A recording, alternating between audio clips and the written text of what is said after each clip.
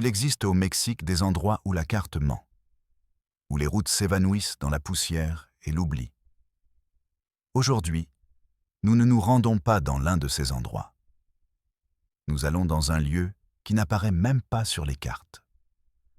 Une plaie ouverte dans la Sierra du Chiapas, un village sans nom officiel. Les étrangers, les rares qui en ont entendu parler, lui donnent plusieurs noms. Le coin du diable, le berceau de la tristesse, ou, comme l'a baptisé le premier et unique médecin qui a réussi à s'échapper, le village maudit. Là-bas, le soleil brûle, mais ne réchauffe pas. L'air est épais. Il sent la terre humide, les fleurs mortes, et un secret gardé dans le sang. Un secret qui se murmure dans les pleurs des nouveau-nés. Un secret qui se crie dans le silence de leur tombe. Je suis Padre del Valle, et ceci est Realidad Mexico. Brève pause. Avant de continuer, un instant. Si vous êtes ici, ce n'est pas par hasard. C'est parce que vous recherchez plus qu'une histoire d'horreur. Vous recherchez la vérité, aussi douloureuse soit-elle. Je vous demande de vous abonner. Pas pour moi. Ni pour les chiffres de la chaîne. Faites-le pour eux. Pour ceux qui n'ont pas de voix. Pour ceux qui ont été condamnés à naître et à mourir dans le même cercle de silence. Chaque abonnement est un cri. Un cri qui dit « Nous vous voyons. Nous ne vous avons pas oublié. » Merci.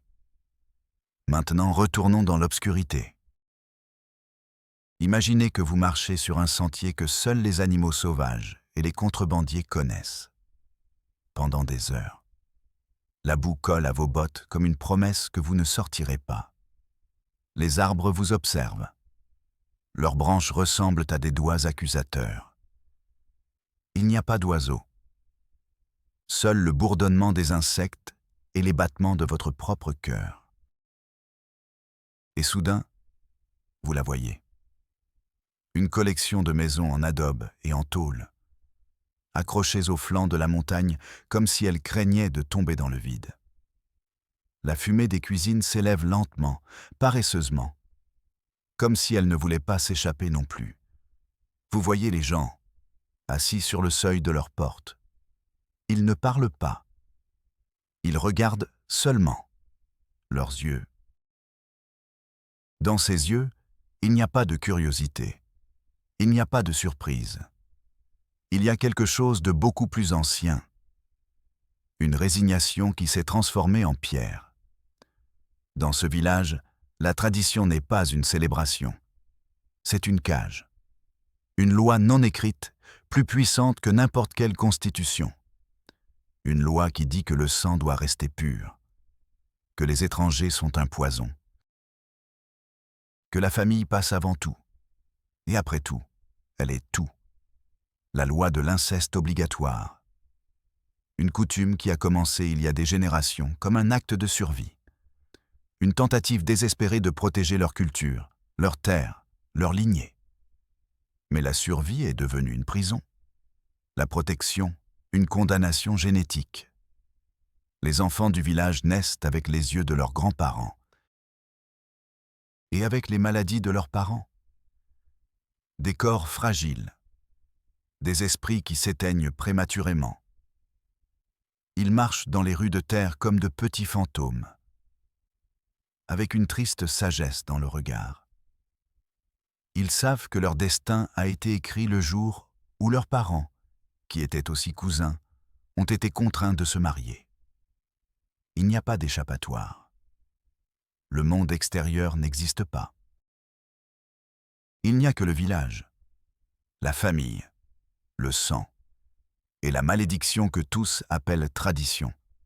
Ce n'est pas une légende. Ce n'est pas un mythe. C'est la réalité d'une poignée d'âmes oubliées de Dieu et du gouvernement. Une histoire que le système a tenté d'enterrer sous des tonnes de bureaucratie et de silence. Mais la vérité, comme le sang, trouve toujours un moyen de sortir au grand jour. Et cette histoire ne fait que commencer. La vérité avait besoin d'un témoin. Et le destin a choisi le plus improbable. Il s'appelait Julian. Il n'était ni médecin, ni militant. Il était photographe. Un homme qui gagnait sa vie en immortalisant les mariages et les baptêmes à San Cristobal de las Casas. Un homme bon, simple, avec une fille de 5 ans et une dette à la banque. L'histoire du village lui est parvenue comme toutes les légendes. Comme un murmure dans un bar. Un vieil homme, les yeux embrumés par l'alcool et les souvenirs, a parlé d'un endroit où les enfants naissent vieux. Il a parlé d'un peuple qui se cachait du monde et d'un pacte de sang. Julian ressentit un frisson. Ce n'était pas le frisson de la peur, c'était celui de la curiosité. L'instinct de celui qui raconte des histoires avec des images. Il vit une photo que personne d'autre n'avait prise, une vérité que personne d'autre n'avait voulu voir. Il emprunta une Jeep. Il dit à sa femme qu'il partait pour plusieurs jours. Un mensonge pieux, le premier d'une longue série. Il emporta son vieil appareil photo Nikon, 3 objectifs et plus de pellicules qu'il ne pouvait se le permettre. Il ne savait pas qu'il emportait avec lui son ancienne vie. La route était exactement comme l'avait décrite le vieil homme. Une cicatrice de terre qui s'enfonçait dans la jungle. La Jeep protestait à chaque nid de poule. Le moteur surchauffait. Le monde civilisé restait derrière lui.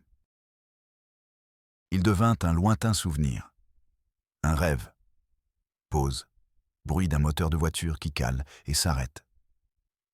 Il s'arrêta à mi-chemin. Le moteur rendit l'âme. Silence. Seul le rugissement des singes et le bourdonnement de millions d'insectes se faisaient entendre. Julian descendit du véhicule. La chaleur le frappa comme un mur. Humidité et décomposition. L'odeur de la vie et de la mort dans une étreinte éternelle. Il décida de continuer à pied. Grosse erreur. Ou peut-être la seule voie possible. Il marcha pendant des heures. Le soleil le punissait. La sueur imprégnait ses vêtements. Chaque pas était une victoire contre la boue. Contre la peur qui commençait à grandir dans son estomac. Une peur froide, métallique. Il pensa à sa fille, à son rire, à l'odeur de ses cheveux. Et il continua à marcher. Quand il la vit, il n'en crut pas ses yeux. Le village. C'était exactement comme dans le murmure de l'ivrogne. Une poignée de cabanes grises, le silence, de la fumée, et des gens immobiles sous leur porche, des silhouettes de sel observant le néant. Julian leva son appareil photo. Un geste presque instinctif. Le clic de l'obturateur résonna comme un coup de feu dans le silence. Personne ne bougea. Personne ne cligna des yeux. C'était comme photographier des statues avec un cœur qui battait. Il s'approcha d'un vieil homme qui sculptait un morceau de bois. « Bonjour », dit Julian. Sa propre voix lui sembla étrange, artificielle. L'homme ne leva pas les yeux. Il continua à sculpter. Le couteau bougeait avec une lenteur hypnotique.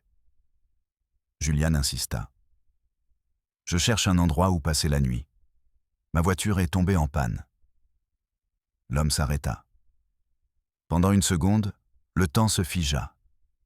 Puis, sans le regarder, il désigna du menton une cabane vide au bout du chemin. « Là-bas, » dit-il. Sa voix était un croassement sec. « Si tu n'as pas peur des fantômes. » Julian entra dans la cabane. Elle sentait le renfermer, la solitude. Le sol était en terre battue. Il y avait une vieille natte et une bougie consumée. Il s'assit par terre. Son corps lui faisait mal. Sa tête bourdonnait. Il sortit son appareil photo et regarda les photos qu'il avait prises. Les visages, les yeux. C'était là. Le même regard chez tous. Enfants, adultes, personnes âgées. une tristesse héritée, une condamnation partagée. Mais il y avait autre chose. Quelque chose que son objectif avait capturé et que ses yeux n'avaient pas traité. Une étrange similitude dans les traits de chacun. La même forme de mâchoire, la même chute des paupières. Comme si tout le village n'était qu'une seule famille. Une famille avec trop de secrets. Cette nuit-là, Julian ne dormit pas. Il écoutait les bruits du village. Les pleurs étouffés d'un bébé. Un chant monotone qui ressemblait à une complainte. Le craquement du bois. Et le silence. Ce silence pesant, chargé de mots non dits. À l'aube, il sortit, déterminé à comprendre. Il vit une petite fille, âgée d'environ 6 ans. Elle jouait seule avec une poupée de chiffon. La petite fille ne courait pas. Elle ne riait pas.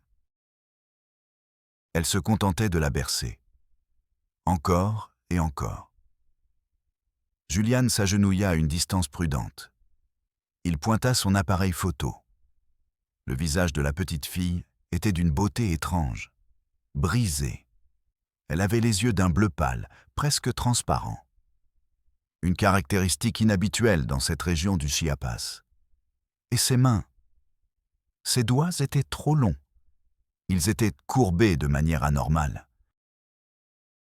Julian prit la photo. À ce moment-là, la mère sortit de la hutte. Elle vit Julian. Elle vit l'appareil photo. Et pour la première fois, Julian vit une émotion sur l'un de ses visages. De la pure terreur. La femme courut vers la petite fille, la prit dans ses bras et la cacha à l'intérieur de la maison. Elle claqua la porte. Le bruit résonna dans le village. L'homme qui sculptait le bois abandonna son travail. Maintenant, il le regardait. Et il n'était pas seul. D'autres hommes sortaient de leur hutte. Lentement, silencieusement.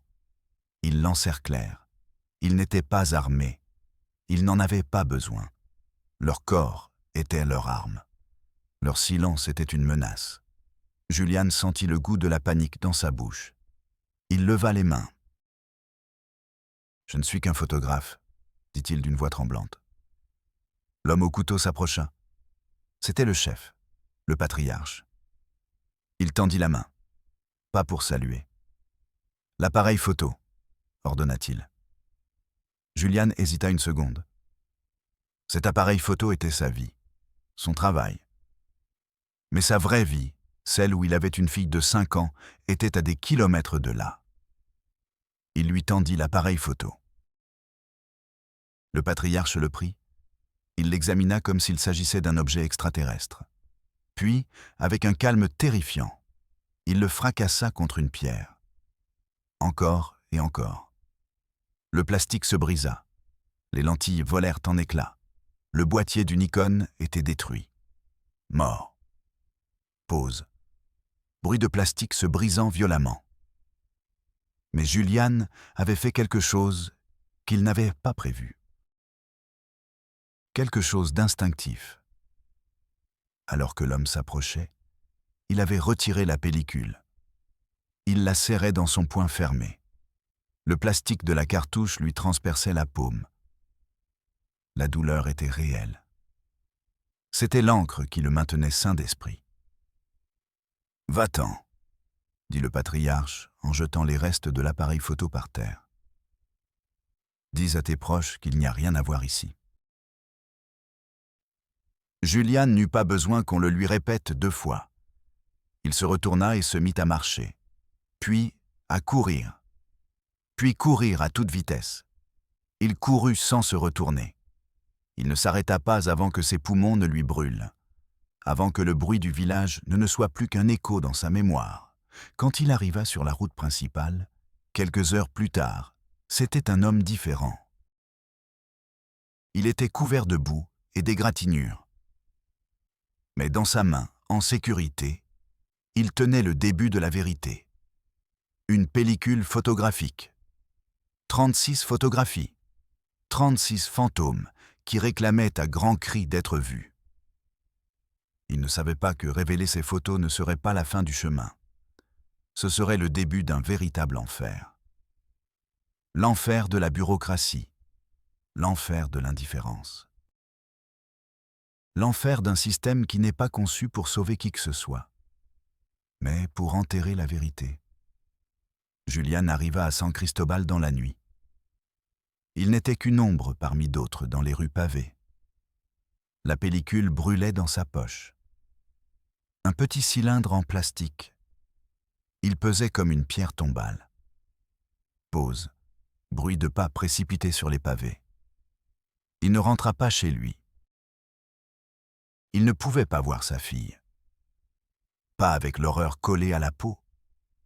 Il se rendit directement dans sa petite chambre noire. Un sanctuaire de produits chimiques et de lumière rouge. La porte se referma. Le monde disparut. Il ne restait plus que lui. Et les fantômes piégés dans l'émulsion d'argent. Ses mains tremblaient. Le tremblement d'un homme qui a vu derrière le voile. Il renversa un peu de révélateur. L'odeur âcre envahit le petit espace. L'odeur de la vérité qui se révèle. Le processus était un rituel, lent, méthodique. Chaque seconde était une éternité. L'eau coulait. L'horloge avançait. Tic-tac, tic-tac. Le pouls de la révélation. Il suspendit les négatifs pour les faire sécher. De petites fenêtres sur un enfer privé. De petits rectangles de plastique noir. Sous la lumière rouge, les formes étaient à peine discernables. Mais Julian les sentait déjà. Il les sentait dans ses os. Pause. Bruit d'eau qui goutte dans la chambre noire. Il se prépara un café. Fort, amer, le goût de la peur. Il attendit. L'attente est la partie la plus cruelle du travail d'un photographe.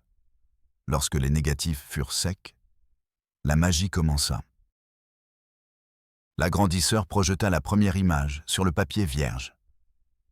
Le visage de la petite fille, celui aux yeux bleus. L'image apparut lentement dans le bac de développement, comme un fantôme émergeant de l'eau.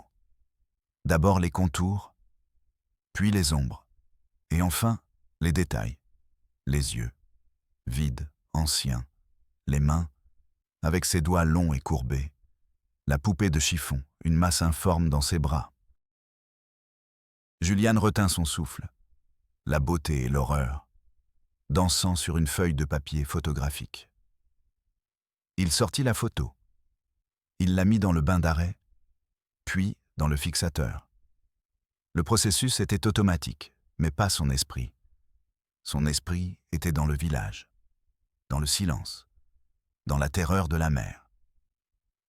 Il fit la deuxième copie, et la troisième. Puis, il passa au négatif suivant, le patriarche.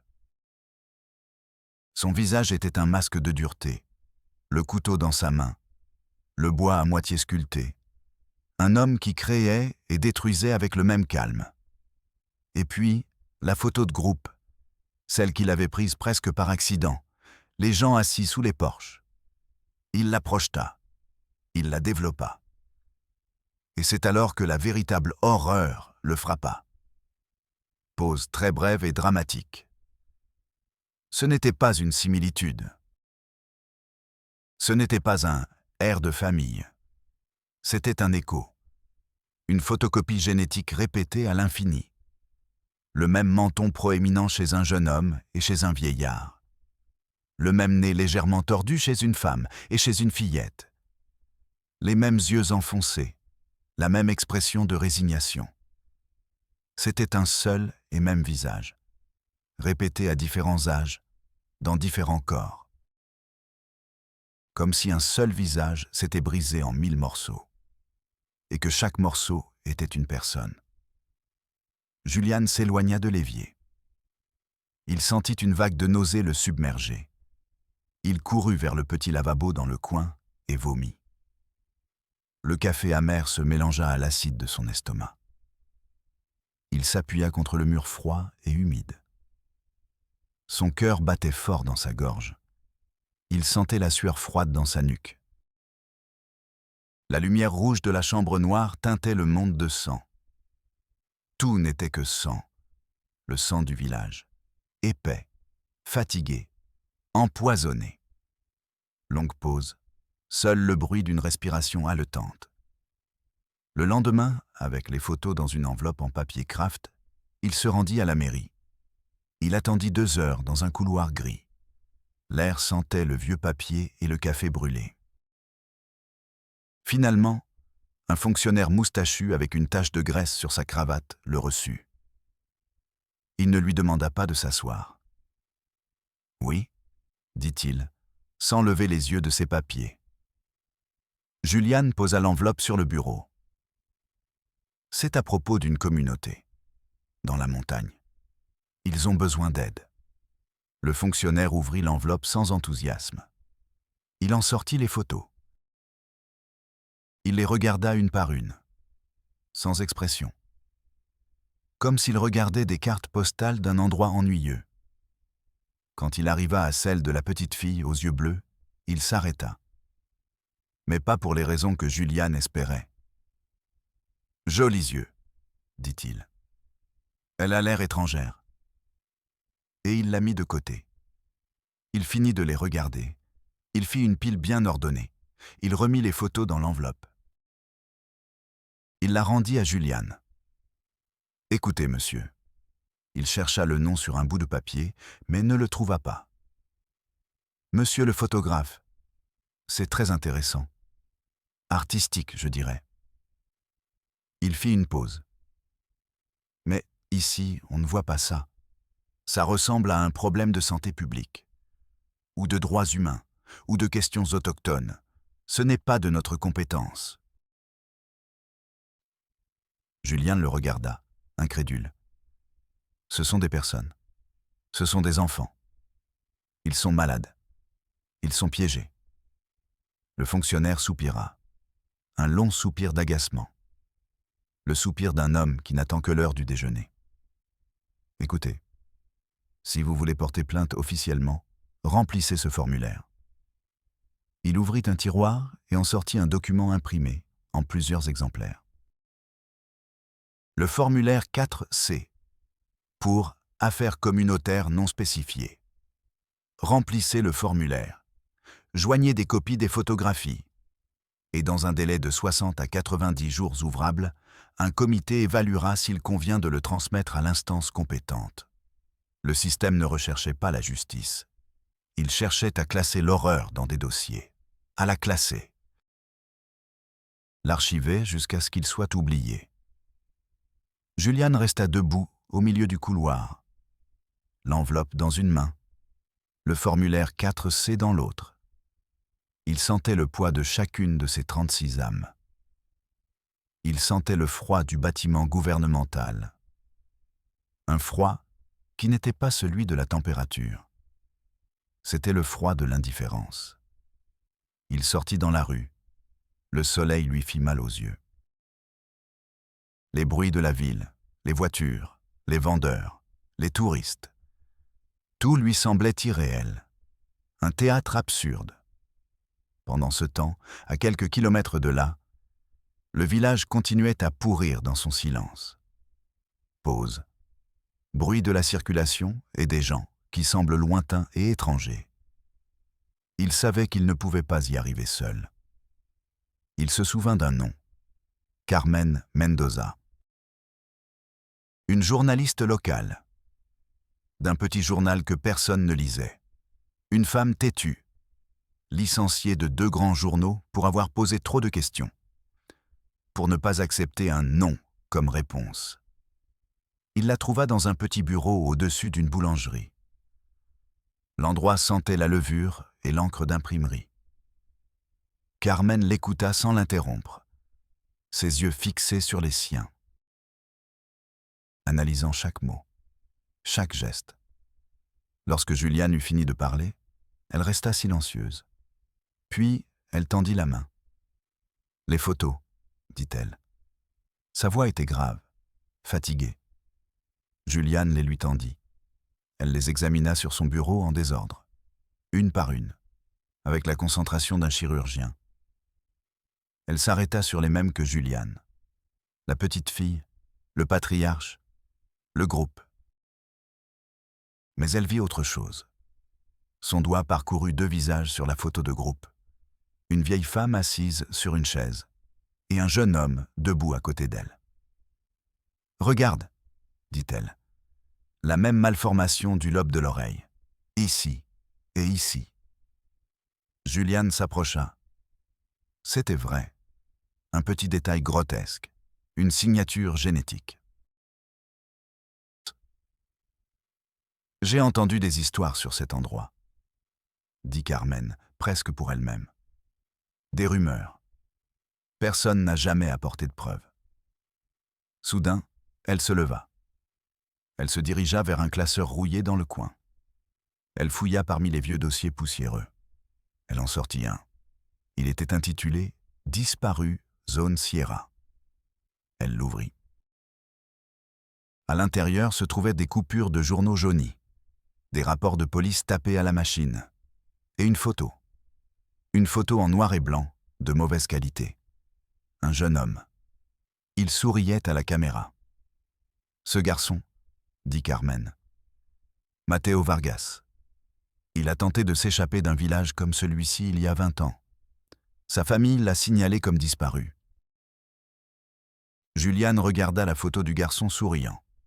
Puis, il regarda l'une de ses propres photos, celle d'un homme d'âge moyen, édenté, au regard perdu. Le même menton, le même nez tordu, le même lobe d'oreille. Pause. Le bruit d'un papier glissant sur une table. Ce n'était pas le même homme. Mais cela aurait pu être son père, ou son oncle, ou son frère. Cela aurait pu être n'importe lequel d'entre eux. Carmen sentit un frisson la parcourir. Juliane le vit. Ce n'était pas de la peur, c'était la froide fureur de l'impuissance. « Ce n'est pas seulement une tradition, » dit-elle d'une voix dure comme la pierre. « C'est un enlèvement qui dure depuis des générations. C'est une usine à fantômes. » Elle prit le téléphone. Elle composa un numéro.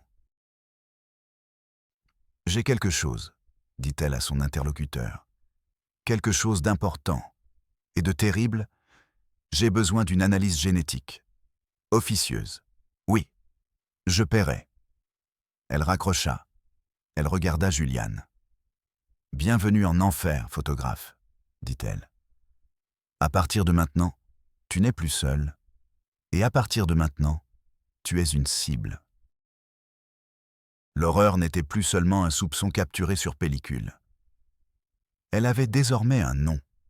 Elle avait une histoire. Et elle était sur le point d'exiger un prix très élevé. Un prix qui se paie en sang. Pour comprendre la blessure, il faut connaître la première coupure.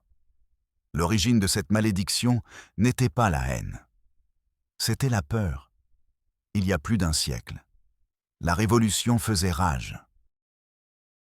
Le pays se saignait à blanc dans une guerre fratricide.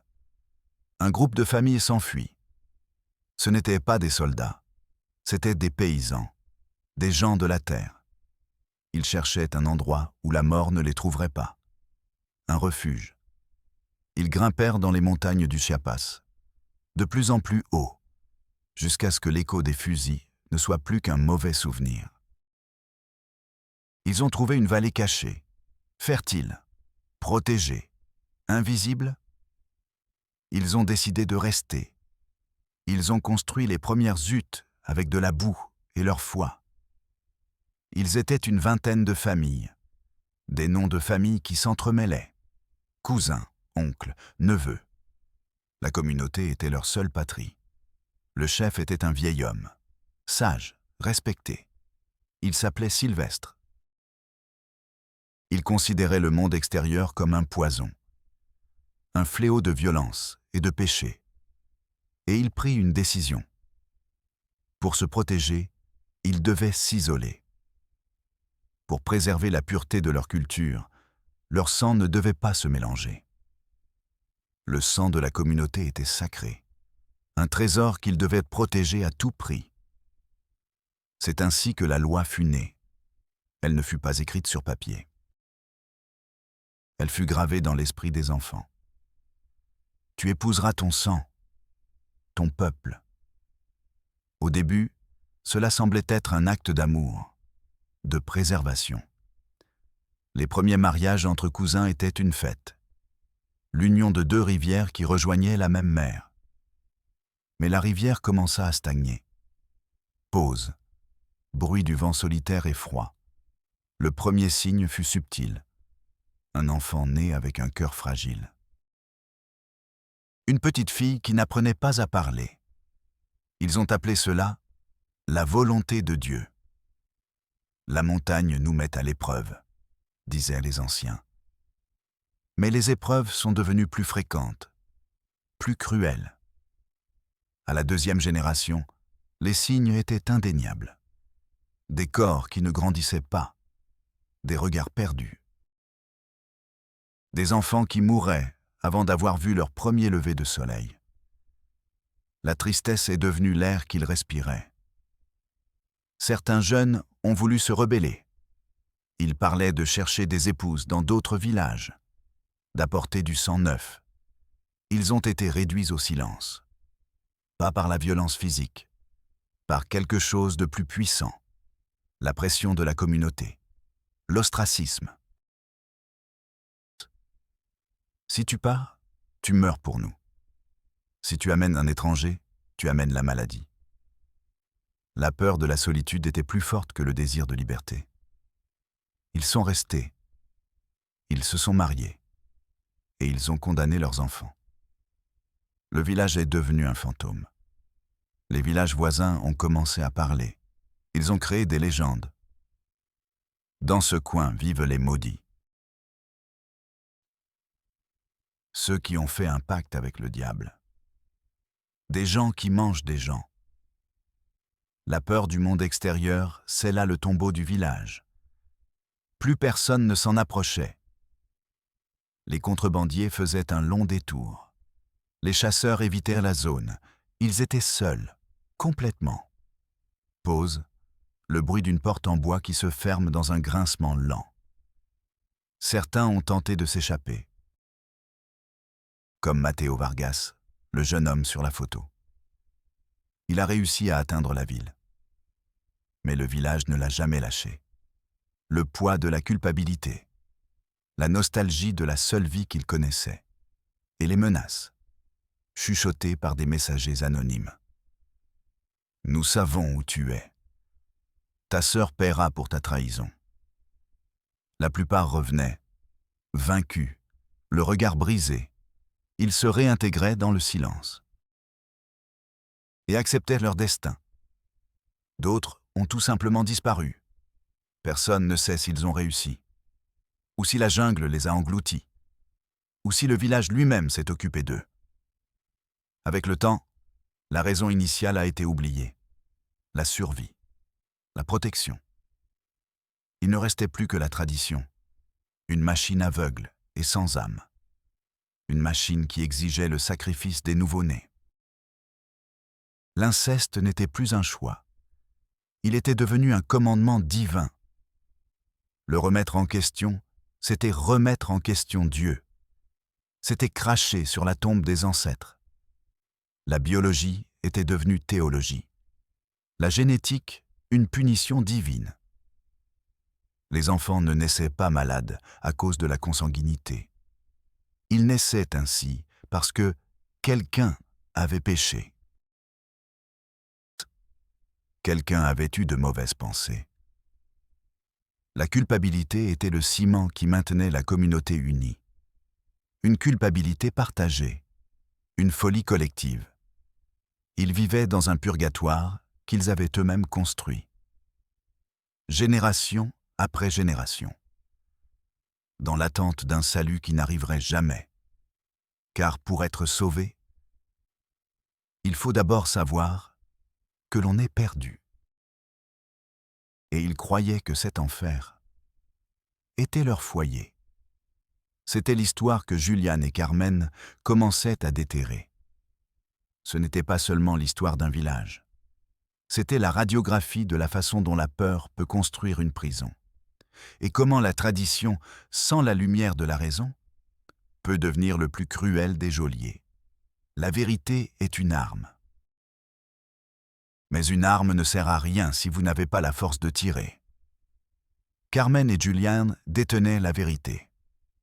Le contact de Carmen, un généticien à la retraite qui lui devait une vieille faveur, confirma ses pires craintes. Il envoya un rapport non officiel. Un simple email, sans cachet, sans signature. Mais les mots brûlèrent l'écran. Coefficient d'endogamie extrêmement élevé. Probabilité de parenté directe entre les parents supérieure à 98%. Modèle compatible avec plusieurs générations d'union entre cousins germains. Ce n'était pas une tradition. C'était une condamnation à mort génétique. Armés des photos de Julian et de la bombe à retardement que constituait le rapport génétique, ils décidèrent de commencer par la science, par la médecine. Carmen demanda un rendez-vous avec le secrétaire à la santé du Chiapas. Après une semaine d'appels, elle obtint un entretien avec un sous-secrétaire. Le bureau était impeccable, moderne, froid. La climatisation ronronnait, un bruit artificiel qui effaçait la chaleur et la vie de l'extérieur. Le sous-secrétaire était un jeune homme. Costume cher, montre de luxe. Pendant que Carmen parlait, il regardait son téléphone. Il répondait à un message. Il souriait à l'écran. Pas une seule fois, il ne les a regardés dans les yeux. Carmen a posé les photos sur la table en acajou poli. Le visage de la petite fille aux yeux bleus. Les mains déformées, les regards vides. « Il s'agit d'une urgence sanitaire, monsieur », dit Carmen, contrôlant la colère dans sa voix. « Cette communauté a besoin d'une intervention médicale urgente. » Le sous-secrétaire leva enfin les yeux de son téléphone. Il regarda les photos avec la curiosité de quelqu'un qui voit un insecte étrange. « Fascinant », dit-il. Puis, il se cala dans son fauteuil en cuir. « Écoutez, Madame Mendoza, nous apprécions votre zèle civique, mais vous devez comprendre. Nous ne pouvons pas simplement entrer dans une communauté indigène. » Il fit une pause, comme s'il expliquait quelque chose de très complexe à un enfant. Ce sont leurs coutumes et leurs traditions, leur autonomie. Si nous envoyons une brigade médicale sans leur consentement, vous imaginez le problème de droits humains que cela nous poserait. Ce serait un scandale. Julian, qui était resté silencieux, n'en pouvait plus. « Et ce n'est pas un scandale ?» demanda-t-il en montrant les photos. « Des enfants qui naissent pour mourir ?» Le sous-secrétaire sourit. Un sourire vide, répété. « Ceci, monsieur, le photographe, est un problème de pauvreté, de marginalisation. Cela relève du ministère du Développement social. Ils ont des programmes, des bourses, des denrées alimentaires. Essayez par là. » Il se leva. La réunion était terminée. « Merci pour votre temps, » dit-il. Et il reporta son attention sur son téléphone. Il n'existait même plus pour lui. Pause. Le bourdonnement constant et froid de la climatisation. Carmen sortit du bureau. Le marbre du couloir était froid sous ses pieds. Elle s'arrêta un instant et s'appuya contre le mur. Elle ferma les yeux. Elle sentit un goût amer dans sa gorge, le goût de l'impuissance. L'air du bâtiment gouvernemental était rare, stérile. Elle avait du mal à respirer. Elle avait l'impression que les murs se refermaient sur elle. Julian posa une main sur son épaule. Il ne dit rien. Il n'y avait rien à dire. Ni. Le silence dans la vieille Jeep de Julian sur le chemin du retour vers la ville était un gouffre. Un gouffre rempli de visages d'enfants malades et de sourires de bureaucrates. Leur prochain arrêt était le ministère du Développement social. Un bureau chaotique, des piles de papier, Des téléphones qui sonnaient sans que personne ne réponde. Ils attendirent 3 heures. Une femme d'âge moyen les accueillit. Son visage reflétait une fatigue sincère.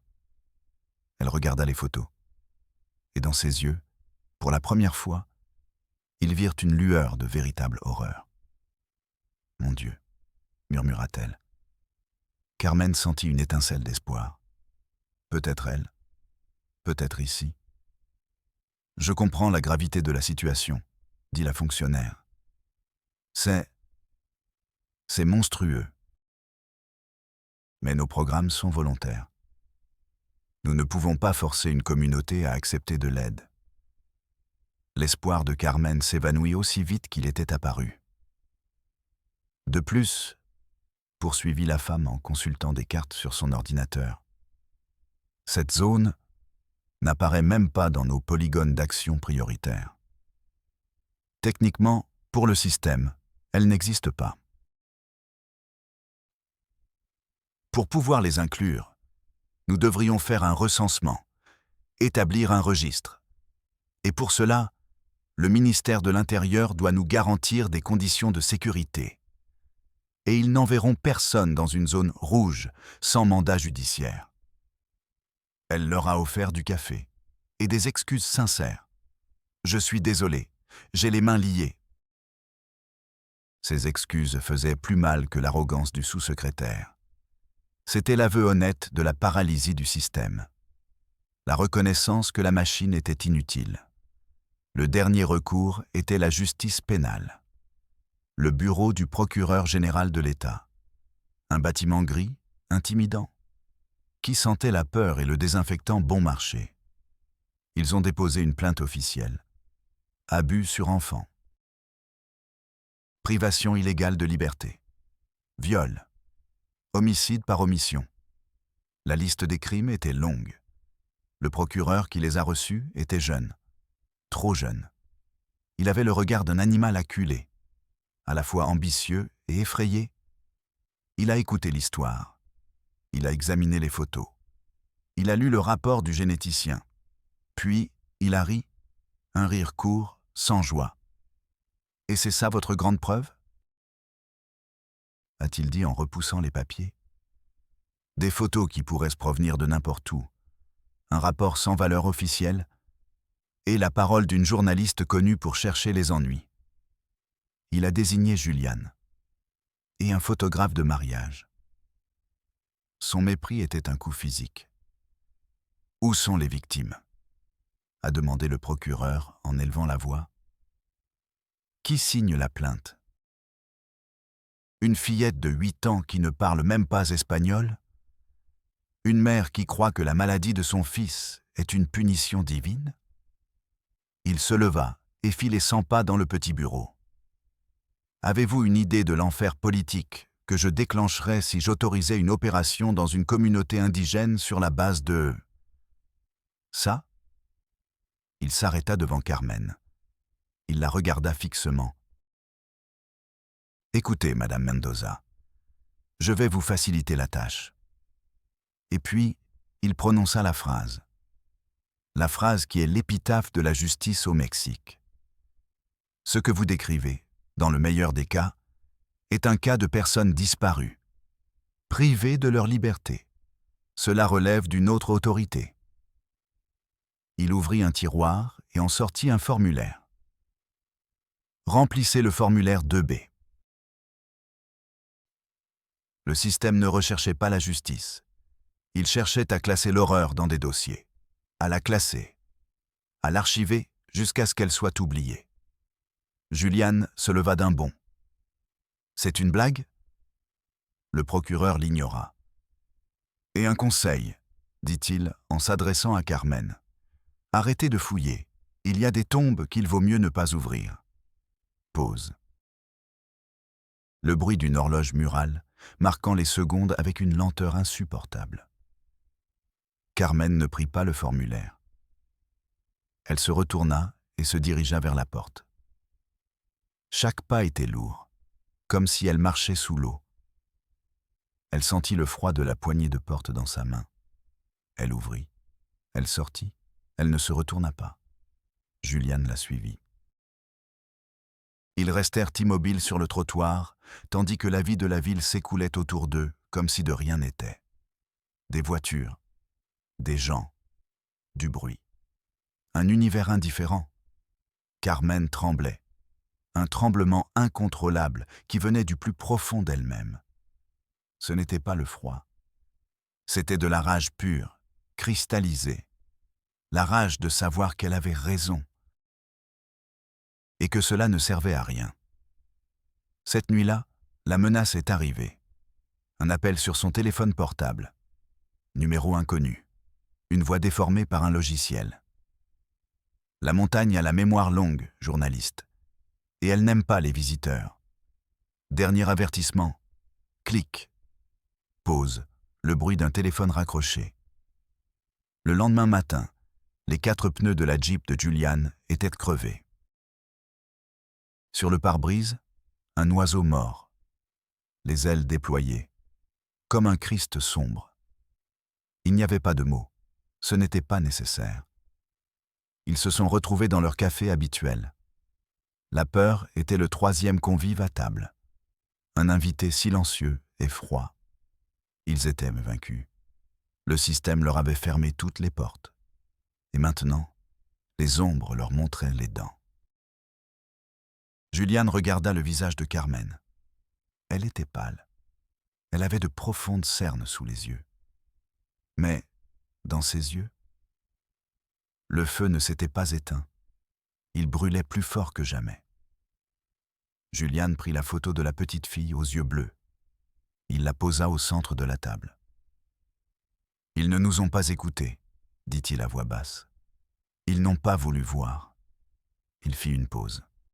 « Alors, nous ferons en sorte qu'ils ne puissent pas ne pas voir. » Carmen leva les yeux de sa tasse de café. Son regard croisa celui de Julian. Et dans ce silence, ils prirent une décision.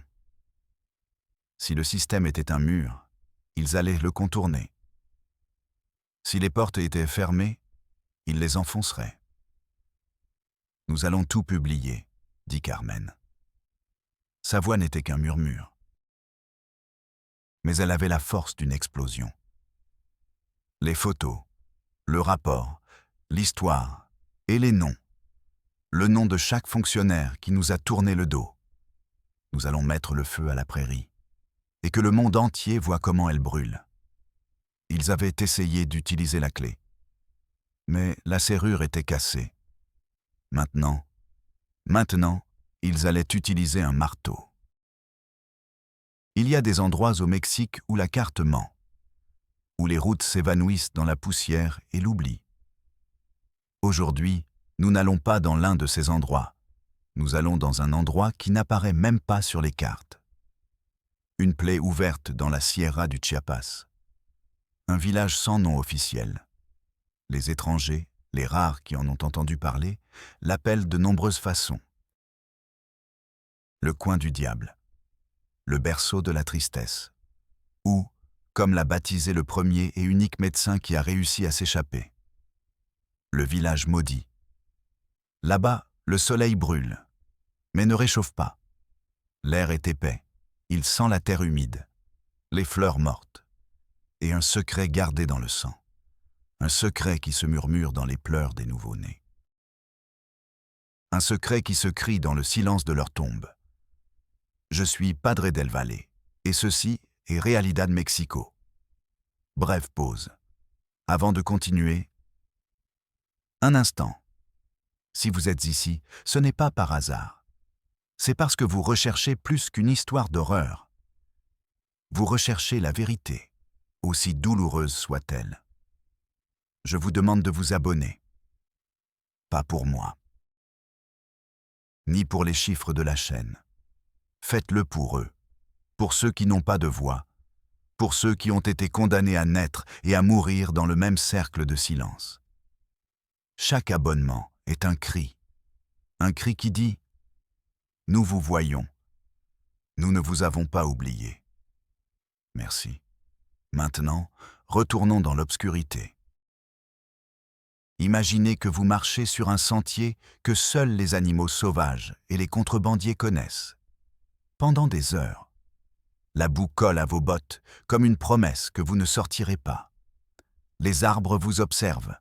Leurs branches ressemblent à des doigts accusateurs. Il n'y a pas d'oiseaux, seul le bourdonnement des insectes et les battements de votre propre cœur. Et soudain, vous la voyez. Une collection de maisons en adobe et en tôle, accrochées au flanc de la montagne, comme si elles craignaient de tomber dans le vide. La fumée des cuisines s'élève lentement, paresseusement, comme si elle ne voulait pas s'échapper non plus. Vous voyez les gens, assis sur le seuil de leur porte. Ils ne parlent pas, ils regardent seulement leurs yeux. Dans ces yeux, il n'y a pas de curiosité. Il n'y a pas de surprise. Il y a quelque chose de beaucoup plus ancien. Une résignation qui s'est transformée en pierre. Dans ce village, la tradition n'est pas une célébration. C'est une cage. Une loi non écrite, plus puissante que n'importe quelle constitution. Une loi qui dit que le sang doit rester pur, que les étrangers sont un poison, que la famille passe avant tout.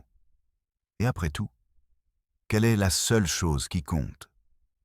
La loi de l'inceste obligatoire, une coutume qui a commencé il y a des générations comme un acte de survie. Une tentative désespérée de protéger leur culture, leur terre, leur lignée. Mais la survie est devenue une prison. La protection, une condamnation génétique. Les enfants du village naissent avec les yeux de leurs grands-parents et avec les maladies de leurs parents. Des corps fragiles, des esprits qui s'éteignent prématurément. Ils marchent dans les rues de terre comme de petits fantômes, avec une triste sagesse dans le regard. Ils savent que leur destin a été écrit le jour où leurs parents, qui étaient aussi cousins, ont été contraints de se marier. Il n'y a pas d'échappatoire. Le monde extérieur n'existe pas. Il n'y a que le village, la famille, le sang et la malédiction que tout le monde appelle tradition. Ce n'est pas une légende, ce n'est pas un mythe. C'est la réalité d'une poignée d'âmes oubliées de Dieu et du gouvernement. Une histoire que le système a tenté d'enterrer sous des tonnes de bureaucratie et de silence. Mais la vérité, comme le sang, trouve toujours un moyen de sortir au grand jour.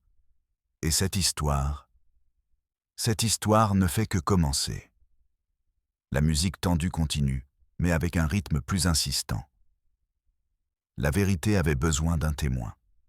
Et le destin a choisi le plus improbable. Il s'appelait Julian. Il n'était ni médecin, ni militant. Il était photographe. Un homme qui gagnait sa vie en immortalisant les mariages et les baptêmes à San Cristobal de las Casas. Un homme bon, simple, avec une fille de 5 ans et une dette à la banque. L'histoire du village lui est parvenue comme toutes les légendes, comme un murmure dans un bar. Un vieil homme, les yeux embrumés par l'alcool et les souvenirs, a parlé d'un endroit où les enfants naissent vieux.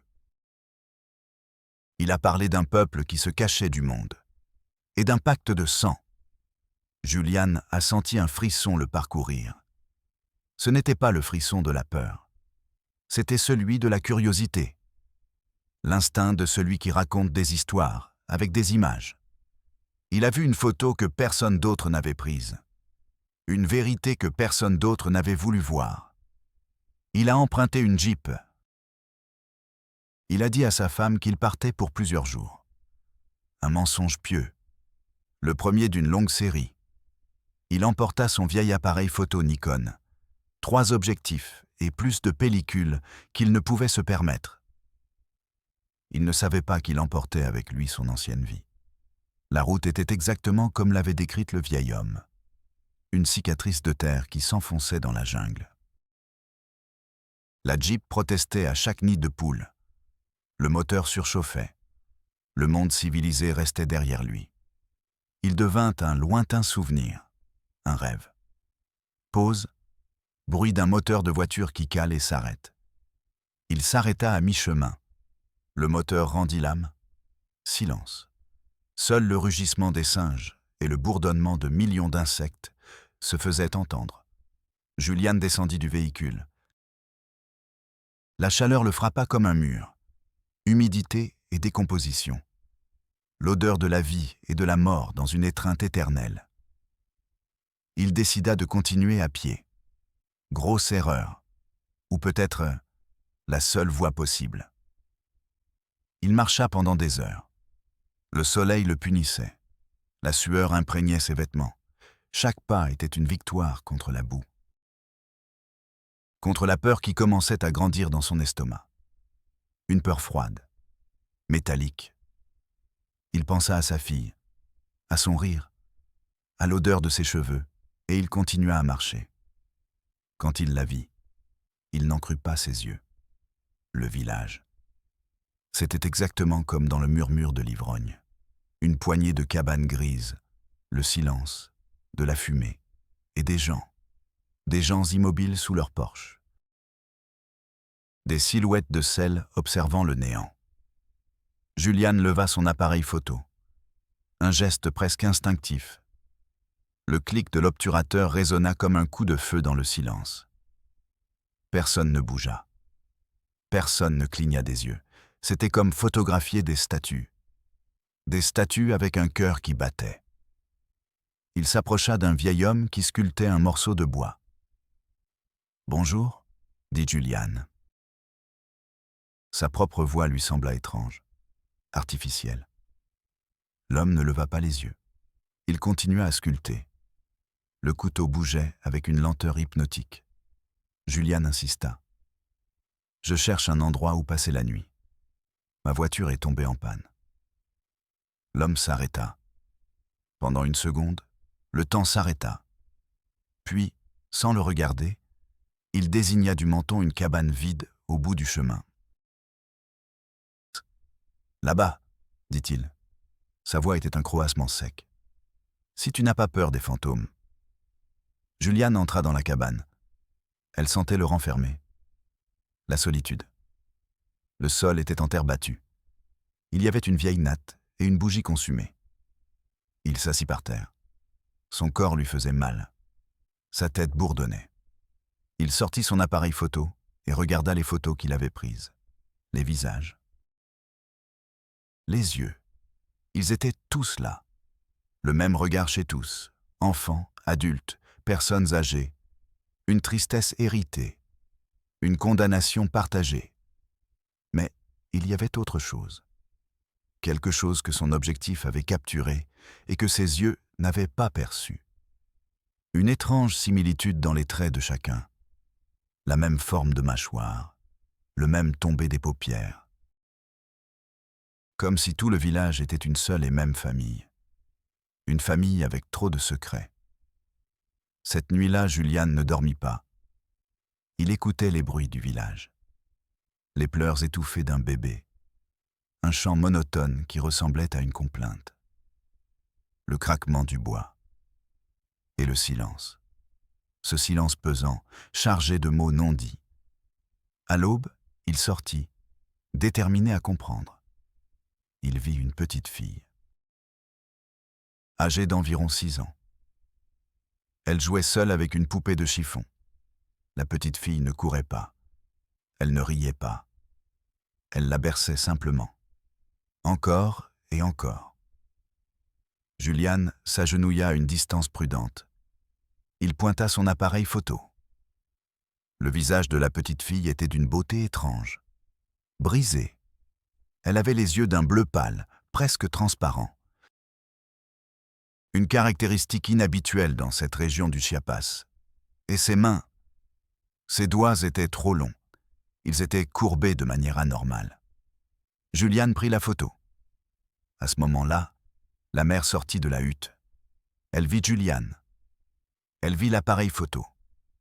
Et pour la première fois, Julian vit une émotion sur l'un de ses visages. De la terreur pure. La femme courut vers la petite fille, la prit dans ses bras et la cacha à l'intérieur de la maison. Elle claqua la porte. Le bruit résonna dans le village. L'homme qui sculptait le bois abandonna son travail. Maintenant, il le regardait. Et il n'était pas seul. D'autres hommes sortaient de leur hutte, lentement, silencieusement. Ils l'encerclaient. Ils n'étaient pas armés. Ils n'en avaient pas besoin. Leur corps était leur arme. Leur silence était une menace.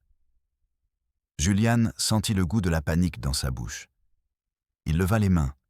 « Je ne suis qu'un photographe », dit-il d'une voix tremblante. L'homme au couteau s'approcha. C'était le chef, le patriarche. Il tendit la main, pas pour saluer.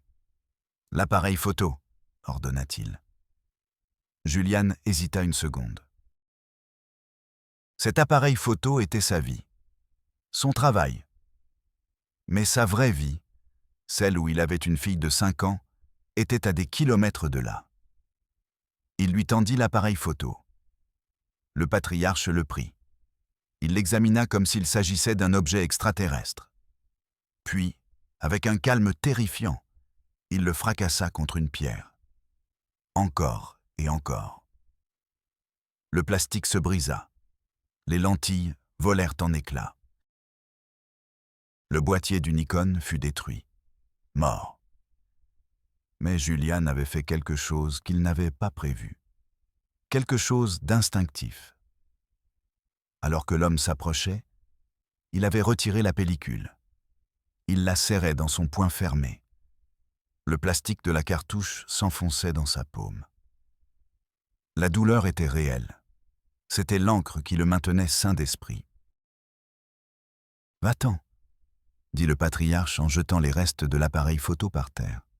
« Dis à tes proches qu'il n'y a rien à voir ici. » Julian n'eut pas besoin qu'on le lui répète 2 fois. Il fit demi-tour et se mit à marcher, puis à courir, puis courir à toute vitesse. Il courut sans se retourner. Il ne s'arrêta pas avant que ses poumons ne lui brûlent. Avant que le bruit du village ne soit plus qu'un écho dans sa mémoire. Quand il arriva sur la route principale, quelques heures plus tard, c'était un homme différent. Il était couvert de boue et d'égratignures. Mais dans sa main, en sécurité, il tenait le début de la vérité. Une pellicule de film, 36 photographies, 36 fantômes qui réclamaient à grands cris d'être vus. Il ne savait pas que révéler ces photos ne serait pas la fin du chemin. Ce serait le début d'un véritable enfer. L'enfer de la bureaucratie. L'enfer de l'indifférence. L'enfer d'un système qui n'est pas conçu pour sauver qui que ce soit, mais pour enterrer la vérité. La musique devient plus sombre, avec des notes dissonantes qui génèrent un profond malaise. Julian arriva à San Cristobal dans la nuit. Il n'était qu'une ombre parmi d'autres dans les rues pavées. La pellicule brûlait dans sa poche. Un petit cylindre en plastique. Il pesait comme une pierre tombale. Il ne rentra pas chez lui. Il ne pouvait pas voir sa fille. Pas avec l'horreur collée à la peau. Il se rendit directement dans sa petite chambre noire, un sanctuaire de produits chimiques et de lumière rouge. La porte se referma. Le monde disparut. Il ne restait plus que lui, et les fantômes piégés dans l'émulsion d'argent.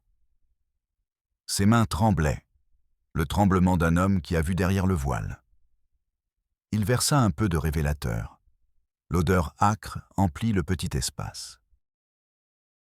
L'odeur de la vérité qui se révèle. Le processus était un rituel, lent, méthodique. Chaque seconde était une éternité. L'eau coulait, l'horloge avançait, tic-tac, tic-tac. Le pouls de la révélation. Il suspendit les négatifs pour les faire sécher. De petites fenêtres sur un enfer privé, de petits rectangles de plastique noir. Sous la lumière rouge, les formes étaient à peine discernables.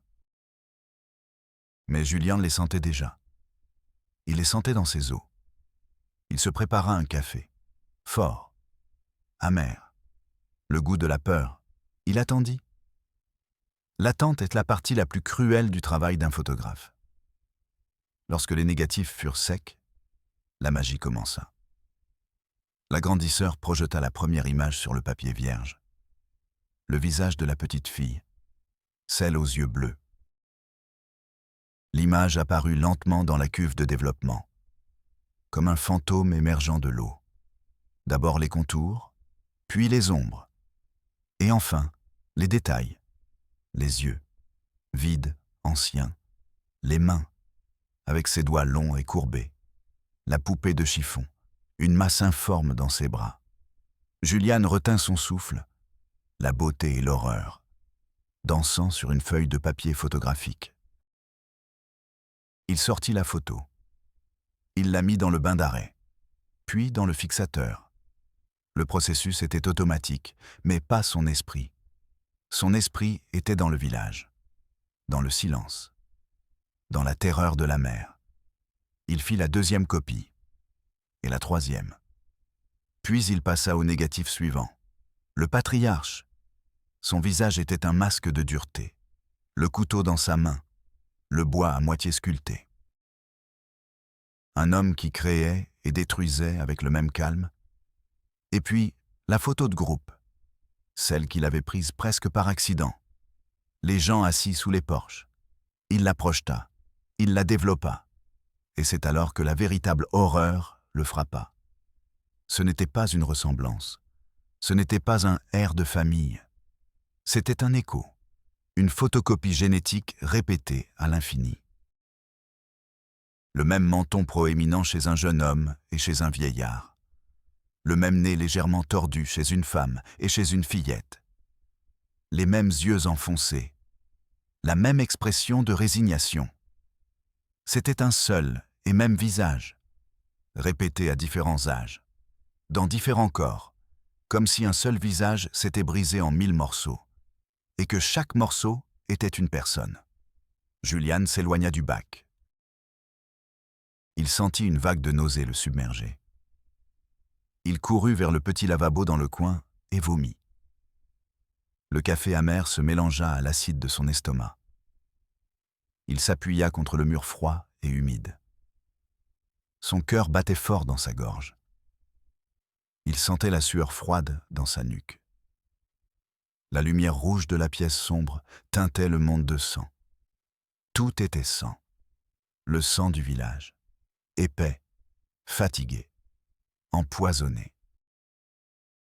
Le lendemain, avec les photos dans une enveloppe en papier craft, il se rendit à la mairie. Il attendit 2 heures, dans un couloir gris. L'air sentait le vieux papier et le café brûlé. Finalement, un fonctionnaire moustachu, avec une tache de graisse sur sa cravate, le reçut. Il ne lui demanda pas de s'asseoir. « Oui » dit-il, sans lever les yeux de ses papiers. Julien posa l'enveloppe sur le bureau. « C'est au sujet d'une communauté. Dans la montagne. Ils ont besoin d'aide. » Le fonctionnaire ouvrit l'enveloppe sans enthousiasme. Il sortit les photos. Il les regarda une par une, sans expression, comme s'il regardait des cartes postales d'un endroit ennuyeux. Quand il arriva à celle de la petite fille aux yeux bleus, il s'arrêta. Mais pas pour les raisons que Juliane espérait. « Jolis yeux », dit-il. « Elle a l'air étrangère. » Et il la mit de côté. Il finit de les regarder. Il fit une pile bien ordonnée. Il remit les photos dans l'enveloppe. Il la rendit à Juliane. « Écoutez, monsieur. » Il chercha le nom sur un bout de papier, mais ne le trouva pas. « Monsieur le photographe, c'est très intéressant. » Artistique, je dirais. Il fit une pause. « Mais ici, nous ne voyons pas cela. Cela semble être une question de santé publique, ou de droits de l'homme, ou de questions autochtones. Ce n'est pas de notre compétence. » Juliane le regarda, incrédule. « Ce sont des personnes. Ce sont des enfants. Ils sont malades. Ils sont piégés. » Le fonctionnaire soupira. Un long soupir d'agacement. Le soupir d'un homme qui ne souhaite qu'une chose. Que l'heure du déjeuner arrive. Écoutez. Si vous voulez déposer une plainte officielle, remplissez ce formulaire. Il ouvrit un tiroir et en sortit un document imprimé, en plusieurs exemplaires. Le formulaire 4C, pour les affaires communautaires non spécifiées. Remplissez le formulaire. Joignez des copies des photographies. Et dans un délai de 60 à 90 jours ouvrables, un comité évaluera s'il convient de le transmettre à l'instance compétente. Le système ne recherchait pas la justice. Il cherchait à classer l'horreur dans des dossiers. À la classer. À l'archiver jusqu'à ce qu'elle soit oubliée. Juliane resta debout au milieu du couloir, l'enveloppe dans une main, le formulaire 4C dans l'autre. Il sentait le poids de chacune de ses 36 âmes. Il sentait le froid du bâtiment gouvernemental. Un froid qui n'était pas celui de la température. C'était le froid de l'indifférence. Il sortit dans la rue. Le soleil lui fit mal aux yeux. Les bruits de la ville, les voitures, les vendeurs, les touristes. Tout lui semblait irréel, un théâtre absurde. Pendant ce temps, à quelques kilomètres de là, le village continuait à pourrir dans son silence. Pause. Bruit de la circulation et des gens qui semblent lointains et étrangers. Il savait qu'il ne pouvait pas y arriver seul. Il se souvint d'un nom. Carmen Mendoza. Une journaliste locale, d'un petit journal que personne ne lisait. Une femme têtue. Licenciée de 2 grands journaux pour avoir posé trop de questions. Pour ne pas accepter un « non » comme réponse. Il la trouva dans un petit bureau au-dessus d'une boulangerie. L'endroit sentait la levure et l'encre d'imprimerie. Carmen l'écouta sans l'interrompre, ses yeux fixés sur les siens, analysant chaque mot, chaque geste. Quand Juliane eut fini de parler, elle resta silencieuse. Puis, elle tendit la main. « Les photos », dit-elle. Sa voix était grave, fatiguée. Juliane les lui tendit. Elle les examina sur son bureau en désordre. Une par une, avec la concentration d'un chirurgien. Elle s'arrêta sur les mêmes que Juliane. La petite fille, le patriarche, le groupe. Mais elle vit autre chose. Son doigt parcourut 2 visages sur la photo de groupe. Une vieille femme assise sur une chaise et un jeune homme debout à côté d'elle. « Regarde, » dit-elle. La même malformation du lobe de l'oreille, ici et ici. Juliane s'approcha. C'était vrai. Un petit détail grotesque, une signature génétique. « J'ai entendu des histoires sur cet endroit, » dit Carmen, presque pour elle-même. « Des rumeurs. Personne n'a jamais apporté de preuves. » Soudain, elle se leva. Elle se dirigea vers un classeur rouillé dans un coin. Elle fouilla parmi les vieux dossiers poussiéreux. Elle en sortit un. Il était étiqueté « Disparu, zone Sierra ». Elle l'ouvrit. À l'intérieur, il y avait des coupures de journaux jaunis, des rapports de police tapés à la machine et une photo. Une photo en noir et blanc, de mauvaise qualité. Un jeune homme. Il souriait à la caméra. « Ce garçon, » dit Carmen. « Mateo Vargas. Il a tenté de s'échapper d'un village comme celui-ci il y a 20 ans. Sa famille l'a signalé comme disparu. » Juliane regarda la photo du garçon souriant. Puis, il regarda l'une de ses propres photos. Celle d'un homme d'âge moyen, édenté, au regard perdu. Le même menton, le même nez tordu, le même lobe d'oreille. Ce n'était pas le même homme. Mais cela aurait pu être son père, ou son oncle, ou son frère. Cela aurait pu être n'importe lequel d'entre eux. Carmen sentit un frisson la parcourir. Juliane le vit. Ce n'était pas de la peur, c'était la froide fureur de l'impuissance, Ce n'est pas seulement une tradition, dit-elle d'une voix dure comme la pierre. C'est un enlèvement qui dure depuis des générations. C'est une usine à fantômes. Elle prit le téléphone. Elle composa un numéro. « J'ai quelque chose », dit-elle à la personne à l'autre bout du fil. « Quelque chose d'important et de terrible. J'ai besoin d'une analyse génétique, officieuse. Oui, je paierai. » Il raccrocha. Il regarda Juliane. « Bienvenue en enfer, photographe, » dit-il. « À partir de maintenant, tu n'es plus seul.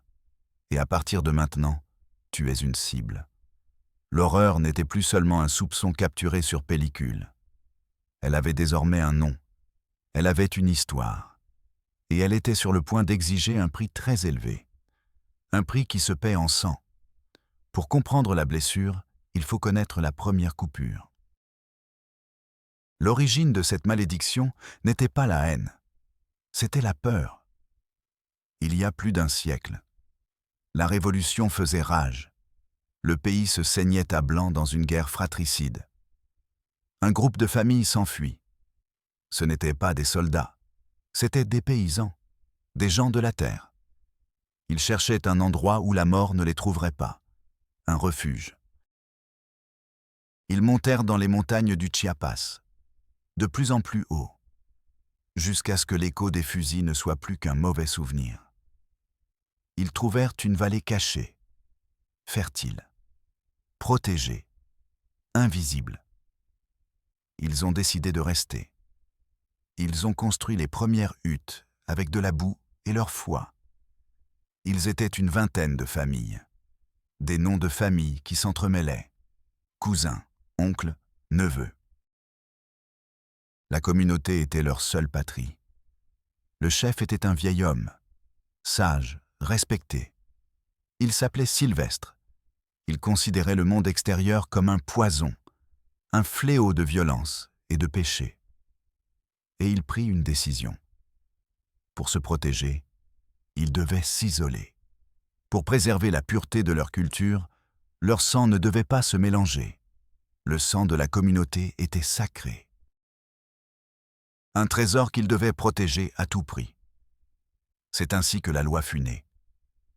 Elle n'était pas écrite sur papier. Elle était gravée dans l'esprit des enfants. Tu épouseras ton sang, ton peuple. Au début, cela semblait être un acte d'amour, de préservation. Les premiers mariages entre cousins étaient une fête, l'union de deux rivières qui rejoignaient la même mer. Mais la rivière commença à stagner. Pause, bruit du vent solitaire et froid. Le premier signe était subtil. Un enfant né avec un cœur faible, une fille qui n'apprenait pas à parler. Ils appelèrent cela la volonté de Dieu. La montagne nous met à l'épreuve, disaient les anciens. Mais les épreuves devinrent plus fréquentes, plus cruelles. Dans la deuxième génération, les signes étaient indéniables. Des corps qui ne grandissaient pas, des regards perdus, des enfants qui mouraient avant d'avoir vu leur premier lever de soleil. La tristesse devint l'air qu'ils respiraient. Certains jeunes voulurent se rebeller. Ils parlaient de chercher des épouses dans d'autres villages, d'apporter du sang neuf. Ils furent réduits au silence. Pas par la violence physique, par quelque chose de plus puissant, la pression de la communauté, l'ostracisme. Si tu pars, tu meurs pour nous. Si tu ramènes un étranger, tu ramènes la maladie. La peur de la solitude était plus forte que le désir de liberté. Ils sont restés. Ils se sont mariés. Et ils ont condamné leurs enfants. Le village est devenu un fantôme. Les villages voisins ont commencé à parler. Ils ont créé des légendes. Dans ce coin vivent les maudits. Ceux qui ont conclu un pacte avec le diable. Des gens qui mangent des gens. La peur du monde extérieur a scellé le tombeau du village. Plus personne ne s'en approchait. Les contrebandiers faisaient un long détour. Les chasseurs évitèrent la zone. Ils étaient seuls, complètement. Certains ont tenté de s'échapper, comme Matteo Vargas, le jeune homme sur la photo. Il a réussi à atteindre la ville. Mais le village ne l'a jamais lâché. Le poids de la culpabilité, la nostalgie de la seule vie qu'il connaissait, et les menaces, chuchotées par des messagers anonymes. Nous savons où tu es. Ta sœur paiera pour ta trahison. La plupart revenaient, vaincus, le regard brisé. Ils se réintégraient dans le silence et acceptaient leur destin. D'autres ont tout simplement disparu. Personne ne sait s'ils ont réussi, ou si la jungle les a engloutis, ou si le village lui-même s'est occupé d'eux. Avec le temps, la raison initiale a été oubliée. La survie, la protection. Il ne restait plus que la tradition, une machine aveugle et sans âme. Une machine qui exigeait le sacrifice des nouveau-nés. L'inceste n'était plus un choix. Il était devenu un commandement divin. Le remettre en question, c'était remettre en question Dieu. C'était cracher sur la tombe des ancêtres. La biologie était devenue théologie. La génétique, une punition divine. Les enfants ne naissaient pas malades à cause de la consanguinité. Ils naissaient ainsi parce que quelqu'un avait péché. Quelqu'un avait eu de mauvaises pensées. La culpabilité était le ciment qui maintenait la communauté unie. Une culpabilité partagée. Une folie collective. Ils vivaient dans un purgatoire qu'ils avaient eux-mêmes construit. Génération après génération, dans l'attente d'un salut qui n'arriverait jamais. Car pour être sauvé, il faut d'abord savoir que l'on est perdu. Et ils croyaient que cet enfer était leur foyer. C'était l'histoire que Julian et Carmen commençaient à déterrer. Ce n'était pas seulement l'histoire d'un village. C'était la radiographie de la façon dont la peur peut construire une prison. Et comment la tradition, sans la lumière de la raison, peut devenir le plus cruel des geôliers. La vérité est une arme. Mais une arme ne sert à rien si vous n'avez pas la force de tirer. Carmen et Julian détenaient la vérité. Le contact de Carmen, un généticien à la retraite qui lui devait une vieille faveur, confirma ses pires craintes. Il envoya un rapport non officiel, un simple email, sans cachet, sans signature. Mais les mots brûlaient l'écran. Coefficient d'endogamie extrêmement élevé. Probabilité de parenté directe entre les parents supérieure à 98%. Modèle compatible avec plusieurs générations d'union entre cousins germains. Ce n'était pas une tradition. C'était une condamnation à mort génétique. Armés des photos de Julian et de la bombe à retardement que constituait le rapport génétique, ils décidèrent de commencer par la science, par la médecine. Carmen demanda un rendez-vous avec le secrétaire à la santé du Chiapas. Après une semaine d'appel, elle obtint qu'un sous-secrétaire les reçoive. Le bureau était impeccable, moderne, froid. La climatisation vrombissait, un bruit artificiel qui effaçait la chaleur et la vie de l'extérieur. Le sous-secrétaire était un jeune homme. Costume cher, montre de luxe. Pendant que Carmen parlait, il regardait son téléphone. Il répondait à un message. Il souriait à l'écran. Pas une seule fois, il ne les a regardés dans les yeux. Carmen a posé les photos sur la table en acajou poli. Le visage de la petite fille aux yeux bleus, les mains déformées, les regards vides. « Il s'agit d'une urgence sanitaire, monsieur », dit Carmen, contrôlant la colère dans sa voix. « Cette communauté a besoin d'une intervention médicale urgente. » Le sous-secrétaire leva enfin les yeux de son téléphone. Il regarda les photos avec la curiosité de quelqu'un qui voit un insecte étrange. Fascinant. dit-il. Puis, il se cala dans son fauteuil en cuir. Écoutez, Madame Mendoza, nous apprécions votre zèle civique. Mais vous devez comprendre, nous ne pouvons pas simplement entrer dans une communauté indigène. Il fit une pause, comme s'il expliquait quelque chose de très complexe à un enfant.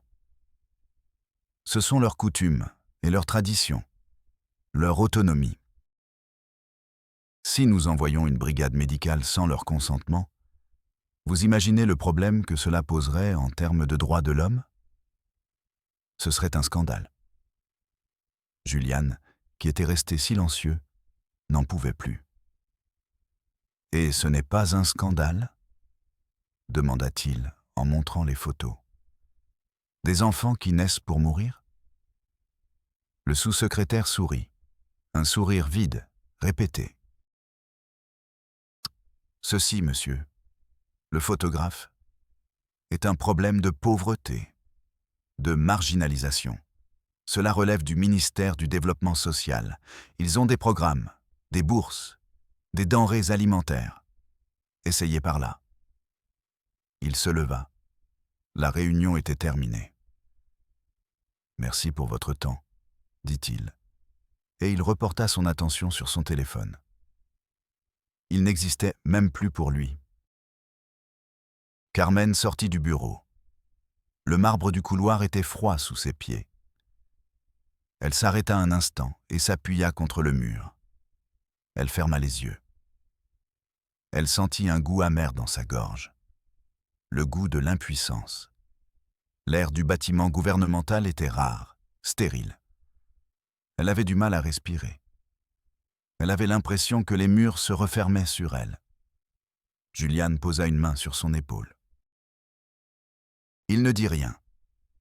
Il n'y avait rien à dire. Le silence dans la vieille Jeep de Julian, sur le chemin du retour vers la ville, était un gouffre.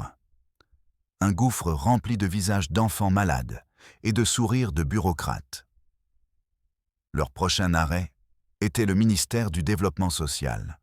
Un bureau chaotique, des piles de papier, des téléphones qui sonnaient sans que personne ne réponde. Ils attendirent 3 heures.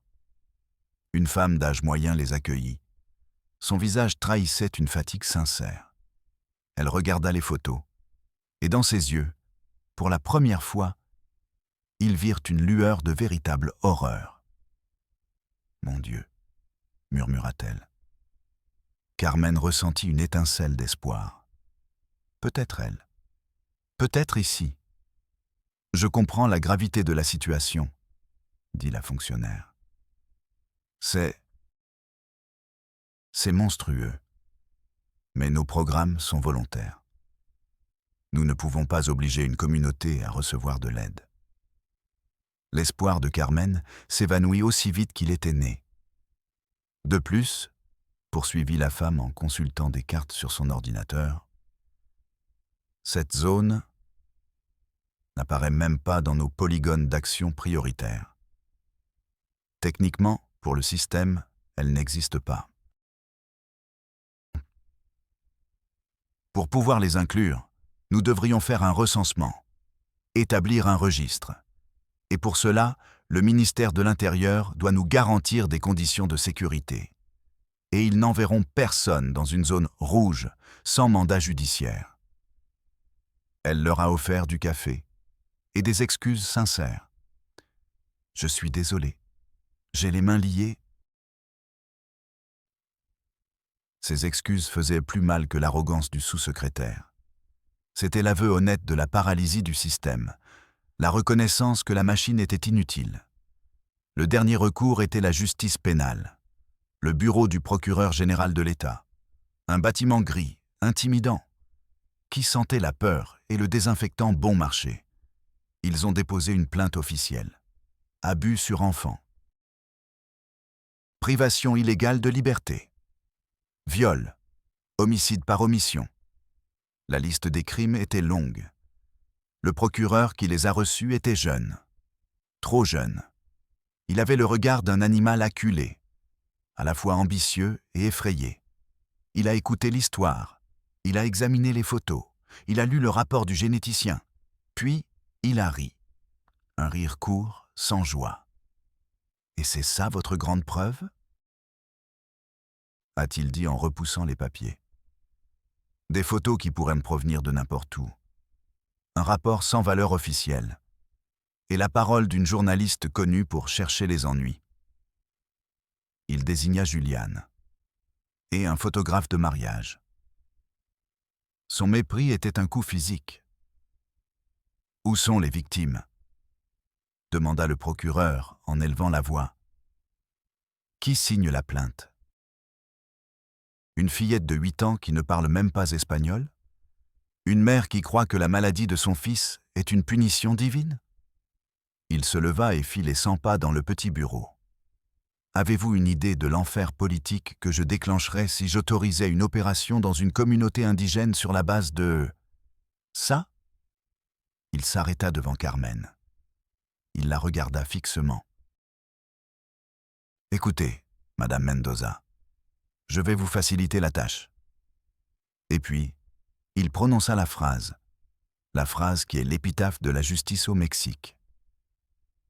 Ce que vous décrivez, dans le meilleur des cas, est un cas de personnes disparues, privées de leur liberté.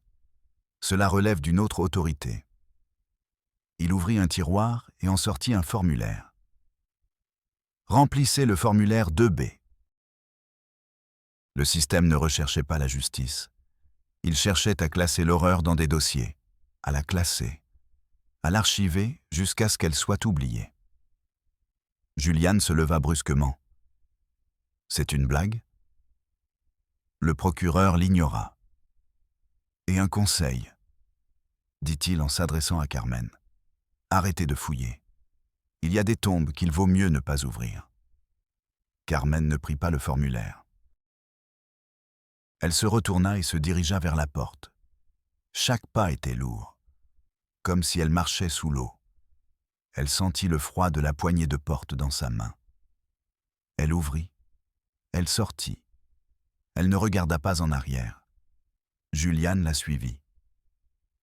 Ils restèrent debout sur le trottoir, tandis que la vie de la ville continuait autour d'eux comme si de rien n'était. Des voitures, des gens, du bruit. Un univers indifférent. Carmen tremblait. Un tremblement incontrôlable qui venait du plus profond d'elle-même. Ce n'était pas le froid. C'était de la rage pure, cristallisée.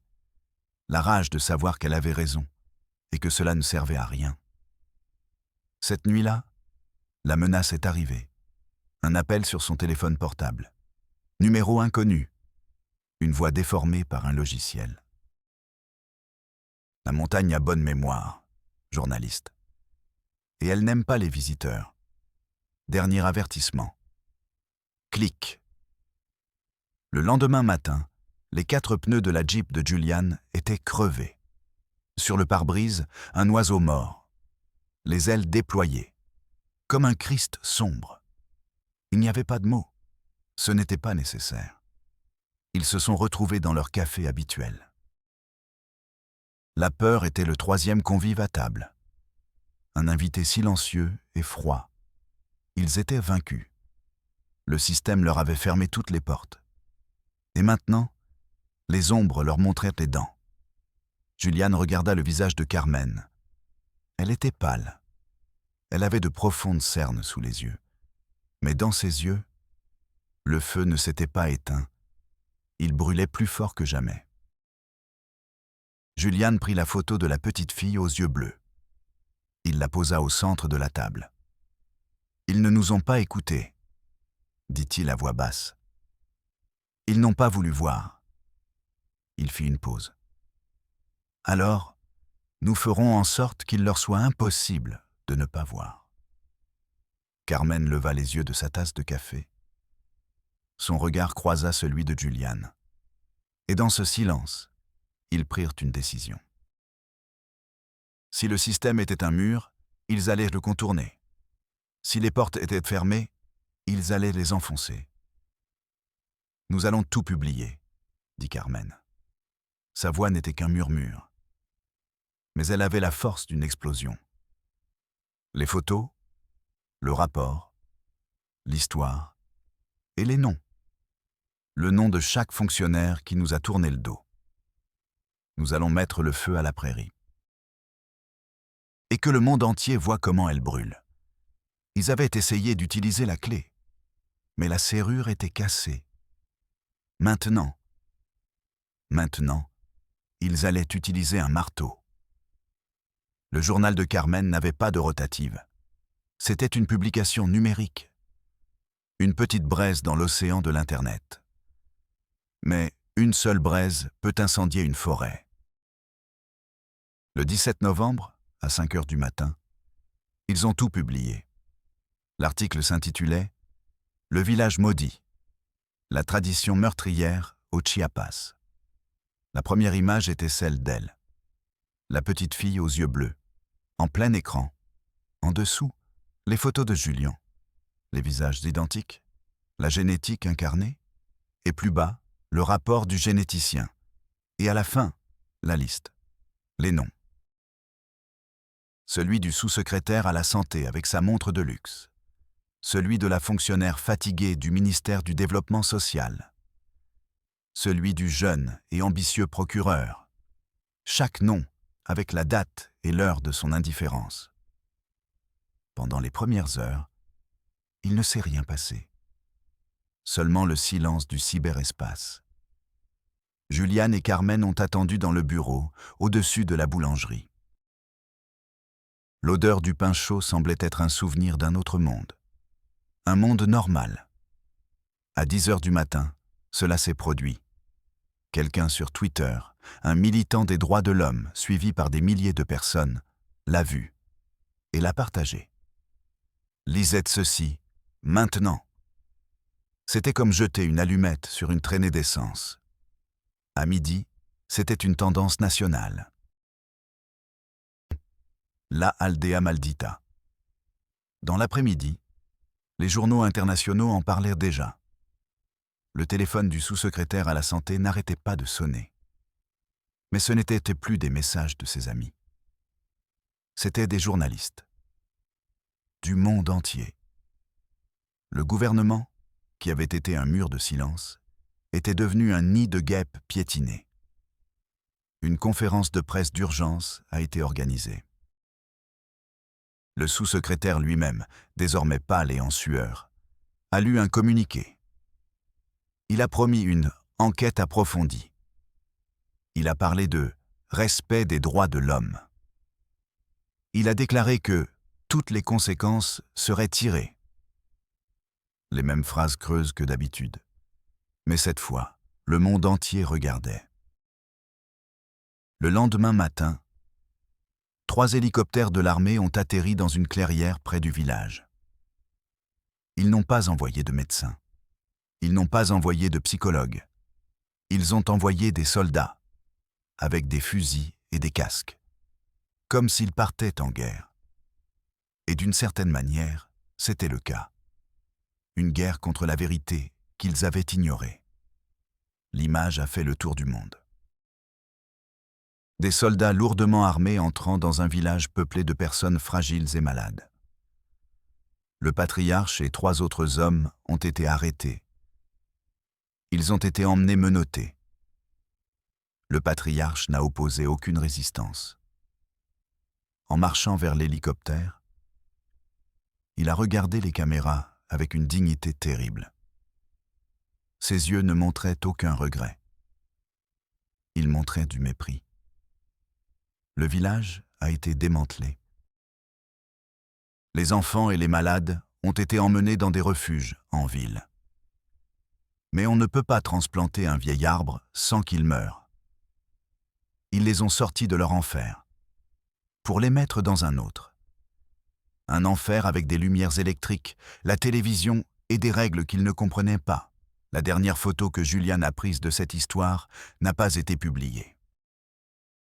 Il la garde dans un tiroir. C'est la petite fille aux yeux bleus, assise par terre dans un orphelinat. Devant elle, une poupée Barbie, neuve, dans sa boîte en plastique. La petite fille ne la touche pas. Elle regarde seulement le mur, avec le même regard vide qu'elle avait dans le village. Sortie de l'obscurité, mais aveugle face à la lumière. Les fonctionnaires ont été suspendus. Sous enquête. Une façon élégante de les envoyer en vacances payées jusqu'à ce que les gens oublient. Et les gens oublient. Carmen et Juliane ont gagné. Mais cela ne ressemble pas à une victoire. Carmen a dû déménager. Elle vit sous un faux nom. Parfois, la nuit, elle reçoit des appels provenant de numéros inconnus. Personne ne parle. On n'entend qu'une respiration. Puis, il raccroche. Juliane est retournée à la photographie. Mais quelque chose s'est brisé dans son regard. Il ne fait plus de mariage. Il ne peut plus. Quand il regarde un jeune couple heureux, il ne voit que les fantômes du village. Il ne voit que la fragilité du bonheur. L'écho de la tragédie. Le village n'existe plus sur les cartes. Il n'est plus qu'une cicatrice sur la terre. Des ruines rongées par la jungle. Un monument au silence. Mais l'histoire existe. Elle existe dans les archives d'un journal numérique, dans la mémoire de ceux qui l'ont lu, dans le cauchemar d'un photographe, et maintenant, elle existe en toi. Parfois, gagner ne signifie pas réparer le monde. Parfois, la seule victoire possible est d'arracher le masque de l'horreur et forcer le monde à voir. Même si ce n'est que pour un instant, je suis Padre del Valle et rendez-vous à la prochaine Realidad Mexico.